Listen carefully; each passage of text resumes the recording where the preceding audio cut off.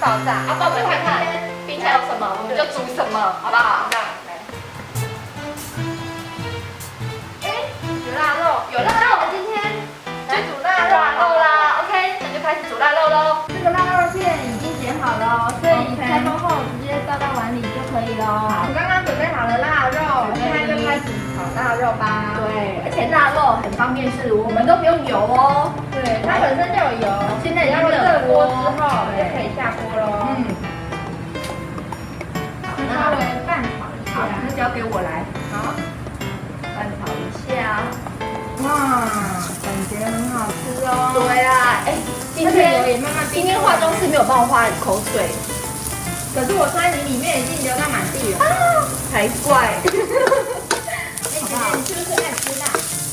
对，我帮你加点辣椒。你超贴心的，真懂我。哇，而且这辣椒是我们自己家种的，超辣。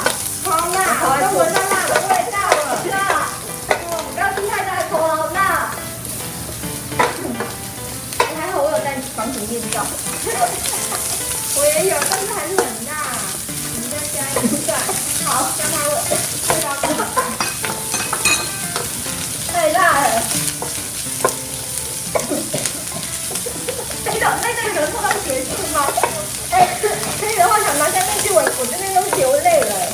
可是辣真的很好吃，它是我不会讲，就是真的很辣，但是很好吃，而且它又加上那个蒜，对，整个腊肉的味道都被吸出来。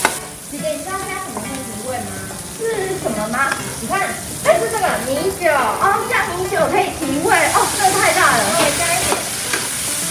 可是你看，我都变阿基斯了，你看这味道。有点焦焦的时候，我们就可以把它起锅了，颜色很漂亮，而且你记得吗？我们都没有加油哎。对啊，好了，这样还是很香。好，来，我帮你，谢谢你。那你有看到吗？肚子都饿了哦。哇，